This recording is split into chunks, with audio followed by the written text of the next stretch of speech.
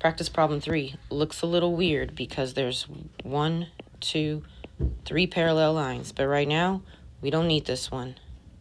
So pretend it's not there. Number your angles. 1, 2, 2, 1, 1, 2, 2, 1. I'm trying to find a 1 and a 1 or a 2 and a 2, and it looks like I can do a 1 and a 1. I'm going to set those equal to each other.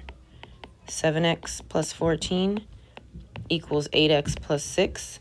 I have variables in 2 places. I can't do that. I need to get rid of one. I'm going to choose the smaller one, which is 7, and do the opposite. Since it's positive 7, I'm going to subtract 7x, bring down 14.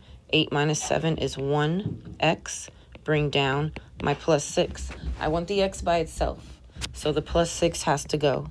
Do the opposite on both sides. Bring down the x.